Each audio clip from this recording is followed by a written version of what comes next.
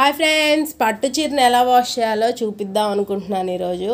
ఈ పట్టు చీర చూస్తున్నారండి, 10 ఇయర్స్ నేను దీన్ని మూల పడేసి 10 ఇయర్స్ తర్వాత ఈరోజు తీసాను. పెళ్ళికి కట్టుకుందామని.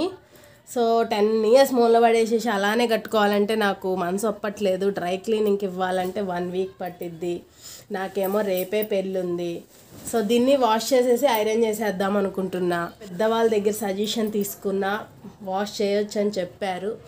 సో దీన్ని ఎలా వాష్ చేయాలో కూడా చెప్పారు.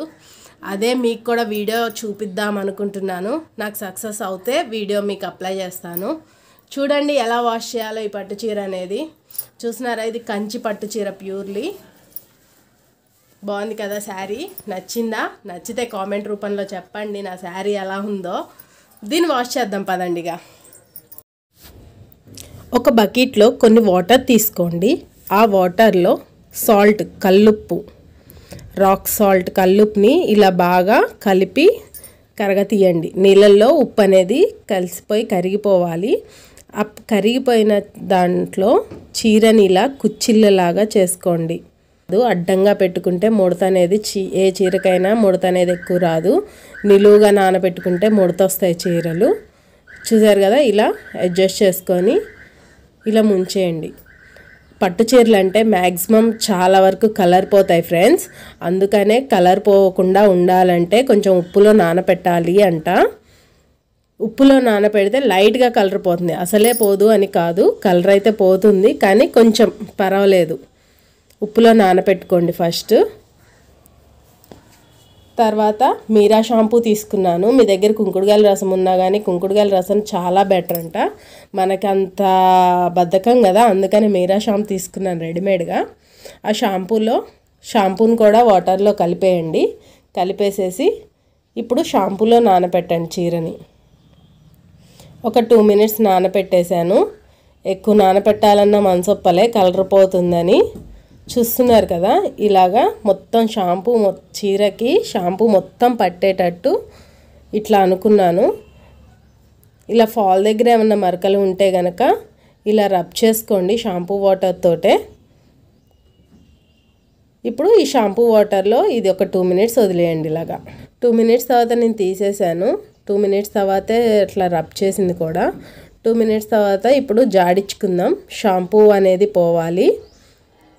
కొన్నే వాటర్ తీసుకున్నాను నేను,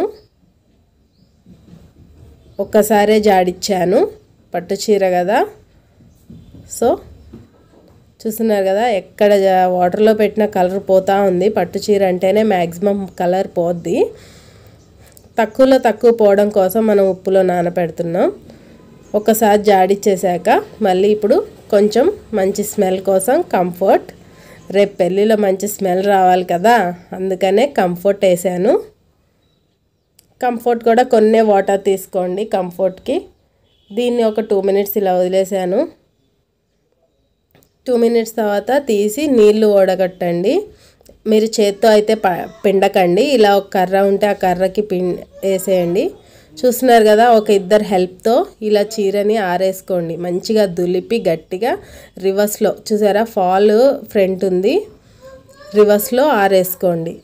ఇలా గట్టి క్లిప్పులు తీసుకొని గట్టిగా లాగి ఆరేసుకోండి. అప్పుడే మనకి పట్టు చీర అనేది ముడత అనేది ఎక్కువ రాదు. తర్వాత ఐరన్ చేసేటప్పుడు కూడా మనకి ఇబ్బంది ఉండదు. చూస్తున్నారు కదా ఫ్రెండ్స్, పట్టు చీర అనేది కంపల్సరీ ఇట్లా అడ్డంగానే ఆరేసుకోవాలి, నిలువుగా ఆరేసుకోవద్దు. మన శారీ ఆరినాక ఐరన్ చేపిస్తే ఇంకా బాగుంటుంది. ఇది ఆరినాక పొజిషన్ ఇది చూసారు కదా, సూపర్ ఉంది. సో ఐరన్ చేపిస్తే ఇంకా సూపర్ ఉంది. కానీ నాకు కరెక్ట్ మ్యారేజ్ టైంకి ఐరన్ చేయించుకొని తీసుకొచ్చారు, అందుకే వీడియో తీయలేదు. కానీ ఐరన్ చేయించాక సూపర్ ఉందండి. ఎందుకంటే బయటే ఐరన్ చేపియాలి, ఎందుకంటే చాలా వెయిట్ ఉంటుంది ఆ ఐరన్ బాక్స్ వాళ్ళది.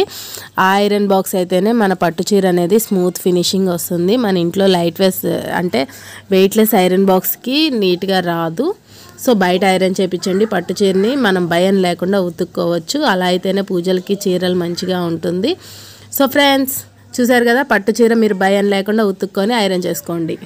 సో ఫ్రెండ్స్, మీకు కనుక ఈ వీడియో నచ్చినట్లయితే ప్లీజ్ లైక్ చేయండి, షేర్ చేయండి, కామెంట్ పెట్టండి, సబ్స్క్రైబ్ చేసుకోండి, పక్కనే ఉన్న బెల్ ఐకాన్ ప్రెస్ చేయండి. Thank you friends watching my video.